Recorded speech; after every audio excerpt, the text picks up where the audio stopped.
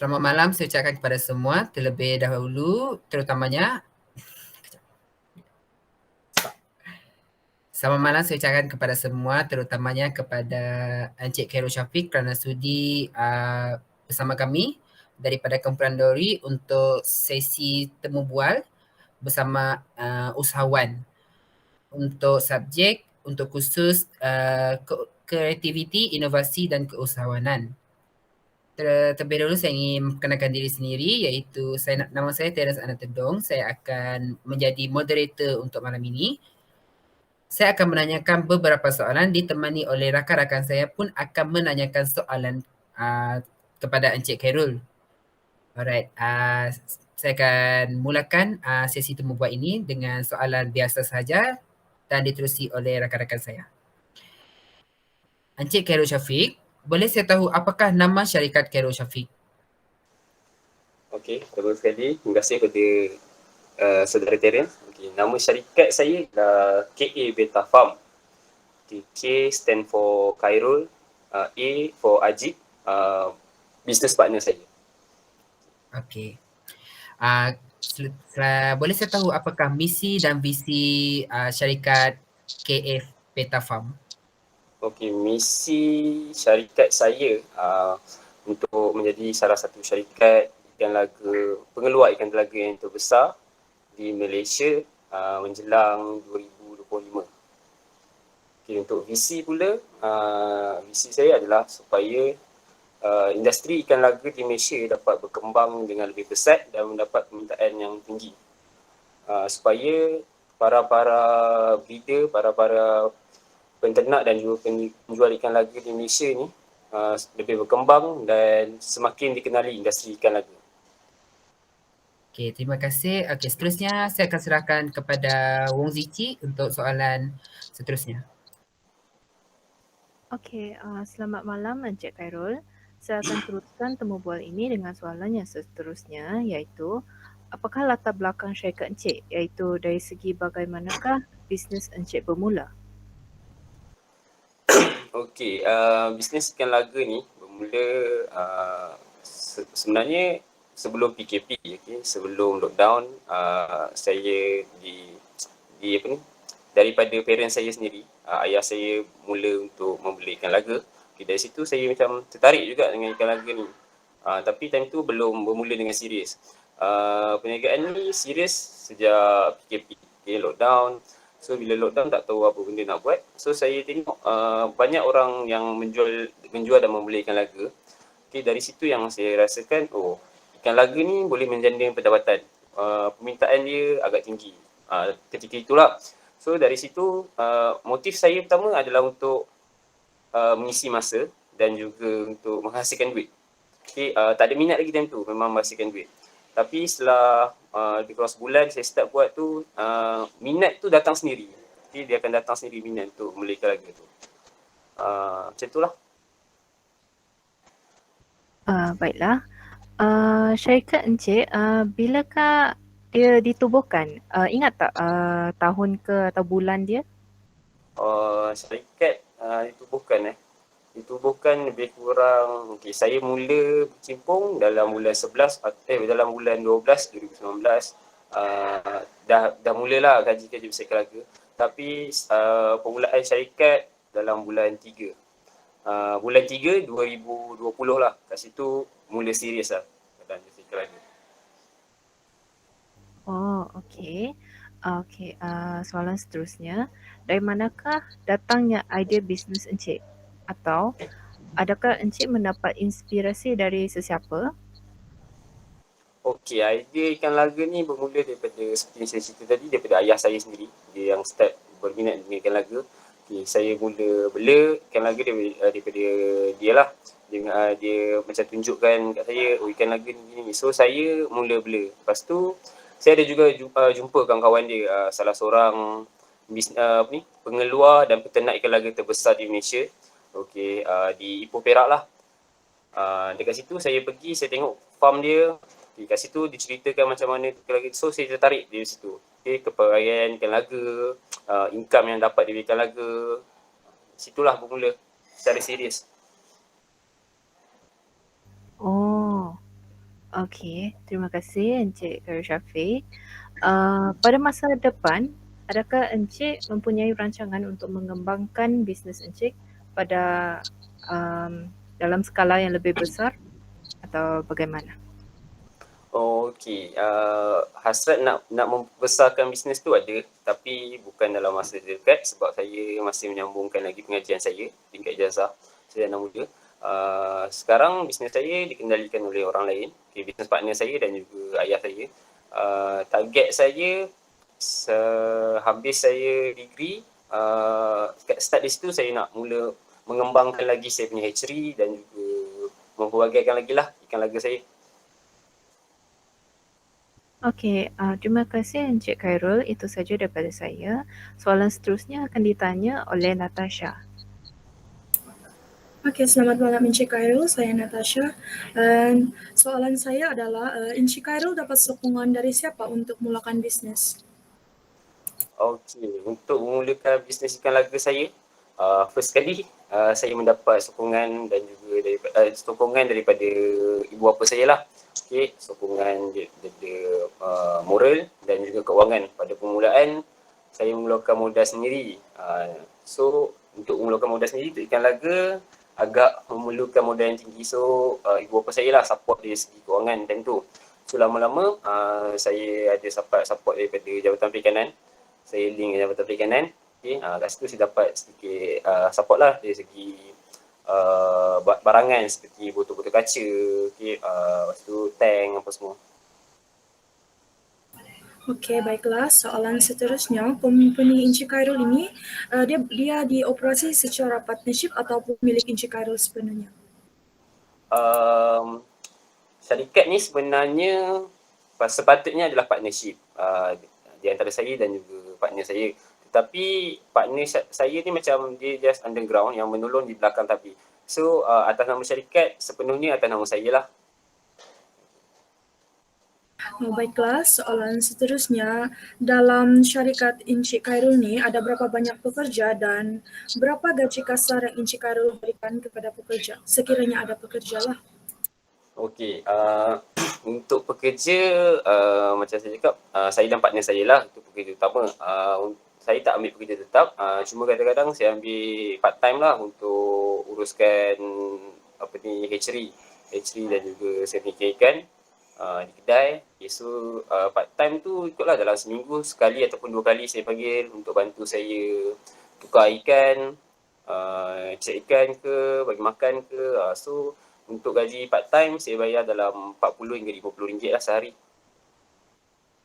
Baiklah, soalan terakhir daripada saya, berapa kali syarikat Encik Khairul beroperasi dalam seminggu? Sekali seminggu ataupun 2 kali seminggu macam tu? Okey, untuk syarikat saya, kami menjual ikan 7 hari seminggu, okey, daripada hatchery dan juga di kedai. Okey, kalau macam di kedai, saya menjual pada hari Isnin sehingga Sabtu petang. Dia start daripada pukul 5 petang sampai sebelum ni sampai 10 malam and lepas PKP sampai pukul 12 malam lah. Itu untuk di kedai. Di rumah, start daripada pagi, pukul 8 pagi, customer boleh datang rumah sampai pukul 12.30 malam untuk bisnes saya. Okey, itu sahaja daripada saya dan saya serahkan soalan seterusnya kepada rakan. Terima kasih.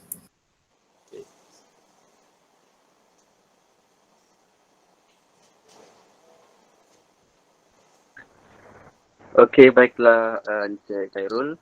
Bolehkah saya tahu kemudahan apakah yang anda sediakan di tempat kerja? Kemudahan. Okey, kemudahan kalau maksud kemudahan yang pasti tu kepada pekerja atau apa? Ya, untuk pekerja dan juga untuk pekerja lah, lebih kepada pekerja.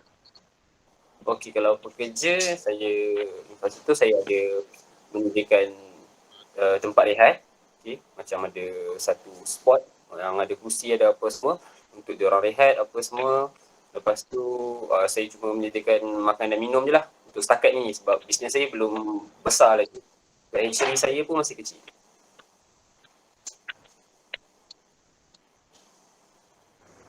Itu saja. Okey. Saya nak tahu sebab kenapa anda memulakan bisnes ini? Ya? Apa tadi tak dengar? Saya nak tahu sebab apakah anda memulakan bisnes ini? Okey, sebab utama adalah saya melihat industri ikan laga di Malaysia semakin berkembang. Okay, walaupun sebenarnya industri ikan laga ni dah lama, cuma belum berkembang sepenuhnya lah, belum dapat perhatian ramai. So dari situ saya sendiri ada bekas student perikanan sebelum ni di rumah. So dari situ saya menjangkakan yang industri ikan laga ni dapat menjana pendapatan yang lebih tinggi dan sepatutnya diketengahkan. Sebab permintaan untuk ikan laga ni mendapat permintaan yang tinggi di luar negara seperti di Eropah lah. Sebab Malaysia, Thailand, Indonesia adalah antara pengeluar ikan laga terbaik kan di Malaysia. So di ASEAN Negara. So industri ikan laga ni sepatutnya ramai lagi orang boleh berniaga dan juga boleh mengembangkan. So saya memulakan bisnes ni dengan harapan saya dapat memperkenalkan lagi ikan hiasan ikan laga ni kepada orang ramai supaya diorang tahu akan adanya ikan laga ni, industri ikan laga ni supaya boleh berkembang. Sebab di Malaysia lah terutamanya banyak pertandingan-pertandingan ikan laga yang dipertandingkan, yang diadakan. So bila pertandingan ni ada, permintaan untuk ikan laga tu tinggi. Tapi breeder-breeder yang hebat tiada. So kat situlah saya nak melahirkan lebih banyak lagi para peternak ikan laga.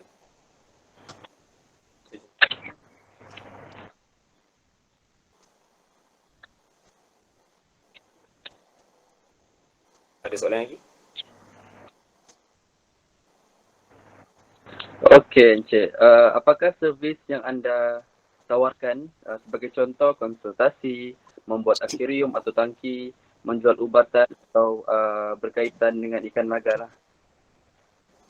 Okey, selain daripada saya menjual ikan laga, saya juga ada menjual barangan-barangan ikan laga, ubat-ubatan dan barang-barangan untuk ikan hiasan lah terutamanya.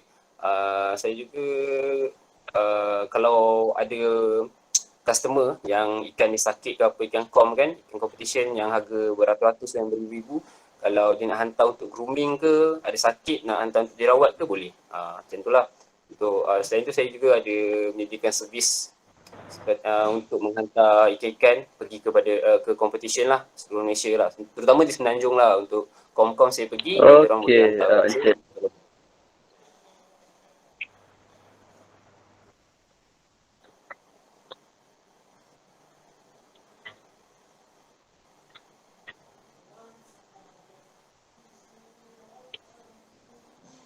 Okey, Encik. Apakah pengalaman anda sebelum ni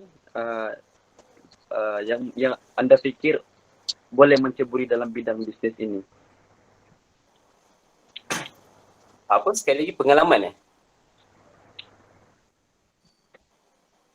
Pengalaman anda dalam menceburi bidang bisnes.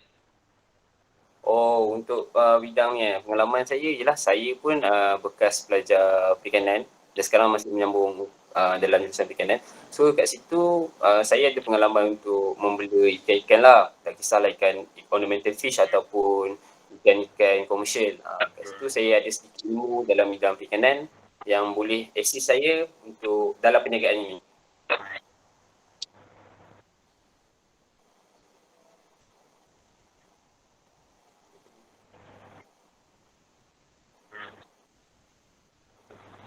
Okey, itu saja dari saya. Terima kasih, Cik. Sama-sama. Okey, selamat malam Encik Khairul. Maaf, kalau saya boleh tahu, apakah cabaran yang Encik Khairul hadapi di saat mula menceburi dalam bidang penjualan ikan hiasan ni dan bagaimana Encik hadapi cabaran itu? Okey, cabaran dalam perniagaan saya lah, ikan laga ni. Okey, cabaran yang paling utama sekali adalah bila saya breed sendiri ikan tu. So bila breed ikan, dalam masa sebulan dua ikan banyak mati. Okay, mati secara mengejut. Sama ada mati sebab penyakit ataupun mati sebab predator luar lah. Kadang-kadang burung datang masuk ke apa ke biawak ke kan. So dari situlah itu first cabaran lah. Second adalah bila ikan terlampau banyak, okey, penghasilan ikan terlampau banyak tapi pengeluaran ikan sikit. So dekat hatchery saya untuk ikan laga perlu dibeli dalam seekor dalam satu bekas. So saya memerlukan terlampau banyak ruang untuk menyimpan ikan ni. Okay, terlampau banyak ruang yang akan menyebabkan apabila saya nak bertukar air untuk water change, mengambil masa yang lama lah. Kadang-kadang untuk menukarkan satu hatchery tu mengambil masa sampai 4 atau 5 jam sekaligus untuk cuci semua, tukar semua air. Itulah antara cabaran-cabaran. Dan cabaran seterusnya yang terakhir adalah untuk meyakinkan customer lah tentang ikan. Sebab kadang-kadang orang tak faham tentang harga ikan. Kita jual ikan harga ratus-ratus. Orang ingat ini ikan laga, sepatutnya harga RM5, RM10. Okay, dia tak tahu yang ada nilai ikan laga tu yang boleh cecah sampai ribuan ringgit. Itulah cabaran. Okey, dan kalau saya boleh tahu juga, bagaimanakah Encik hadapi cabaran-cabaran itu ya? Okey, untuk saya, cara saya menghadapi cabaran-cabaran tu, seperti yang first kali, pasal kematian tu kan. Bila saya breed, ikan tu mati, mesti ada rasa kecewa dalam diri. Tapi benda tu tak patahkan semangat saya lagi lah. Setiap kali saya gagal untuk satu benda tu, macam ikan ni, saya gagal, saya breed yang ni, tak jadi, mati ke apa kan. Sudah keluar modal yang banyak dekat situ. Tapi saya akan ingat balik, kenapa aku bermula untuk melakukan benda ni. Takkan aku nak berhenti pada pertengahan jalan. Orang lain boleh berjaya, kenapa aku tak boleh berjaya. Saya akan pergi ke hatchery orang lain, hatchery kawan saya dan lihatlah dia punya bisnes. Kat situ akan dapat naikkan balik semangat kita untuk berniaga, untuk buat balik lah. Untuk cabaran yang saya cakap tadi tentang customer tu kan, saya memegang prinsip, ada rezeki, adalah. Bukan semua orang akan beli ikan kita. Bukan setiap masa kita berada di atas. Kadang-kadang kita perlu merasa kita ada di bawah. Itu untuk memajukan diri kita sendiri.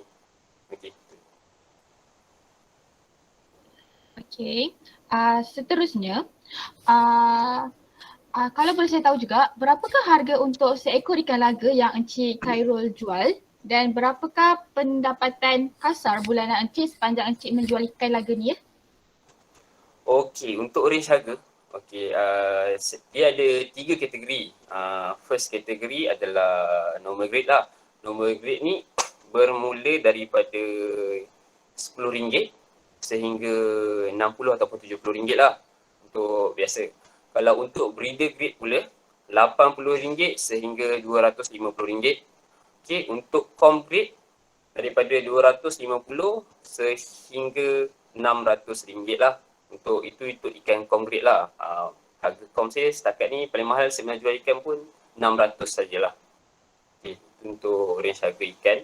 Ada juga untuk ikan reject. Ikan reject ni ikan yang dah rosak ke apa ke, by color. Yang itu standard dalam RM5, RM3. Itu untuk ikan reject. Untuk pendapatan secara kasar dalam lingkungan RM2,000 sehingga RM4,000 lah sebulan.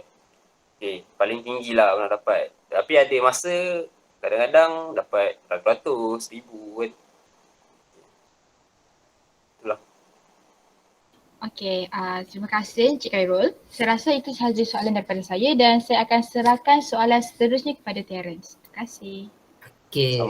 Encik Khairul, untuk soalan saya iaitu soalan terakhir, boleh kami tahu tips dan cadangan Encik Khairul macam mana nak jadi seorang usahawan macam Encik Khairul? Tips. Nak bagi tips banyak pun tak boleh sebab saya pun masih baru lagi dalam industri ikan laga. Tapi dalam bisnes, insyaAllah boleh lah. Saya berpegang pada prinsip, kenapa orang lain boleh berjaya, kenapa kita tak boleh. Itu prinsip saya. Kalau kita nak mulakan satu perniagaan tu, salah satu apa-apa benda yang kita minat, apa-apa kita nak buat, kita kena tanamkan dalam diri kita, buat sehingga berjaya. Gagal beberapa kali pun jangan pernah mengalah and sentiasa memperbaiki diri. Dekat situ kita dapat, macam mana cakap, bila kita perbaiki diri kita, akan datang masalah yang lebih besar kita akan dapat hadapi. Okay, kita perlu tengok orang sekeliling kita tengok macam mana dia orang berjaya, kita kena berjaya. Kadang-kadang dalam bisnes ni, kita buat macam saya buatkan laga.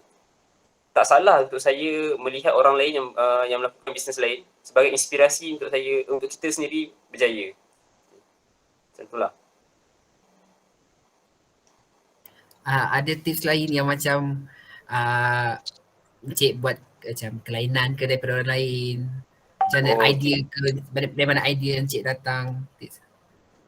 Tips lain untuk dalam bisnes first kita kalau nak mulakan satu perniagaan, ni more tu perniagaan lah dalam bisnes. Kita cuba cari apa yang orang lain tak buat tapi kita boleh buat benda tu. Kita cari benda yang orang masih belum buat. Kita jangan buat benda yang common. Kalau ramai orang jual roti, kita janganlah jual roti. Bukan tak boleh. Tapi untuk achieve tu akan makan masa yang lama. Kita cuba cari benda yang orang lain tak buat. Yang second, kita cari benda yang mendapat demand yang tinggi. Kat situ demand lah. Apa-apa bisnes penjualan barang based on demand. Kalau demand kurang, tak ada guna juga. Kita produce barang tu banyak. So cari benda yang demand tinggi. Lepas tu yang paling penting dalam perniagaan ni, kita hebat macam mana pun, kita boleh produce macam mana, kita ada banyak duit macam mana pun. Kalau marketing kita tak hebat, kat situ boleh berjaya. So apa-apa bisnes nak maju based on marketing lah. Sekarang ni semua based on marketing. Tu je. Alright, saya rasa itu sahaja untuk temu bual malam ini. Sebelum mengakhiri temu bual malam ini, boleh kita buat sesi penggambaran? Alright. Boleh. Okay. Reni boleh pakai lampu kah? Gelap sekejap kau punya muka tu. Okay. Boleh? Reni ada lampu kah kau punya screen tu? Gelap je muka kau macam Sudah? Okay. Boleh? Alright, okay. 1, 2, 3. Randy, kau ready kah? Okay, 1, 2, 3. Okay, itu saja daripada kami. Terima kasih kerana sudi meluangkan masa bersama kami.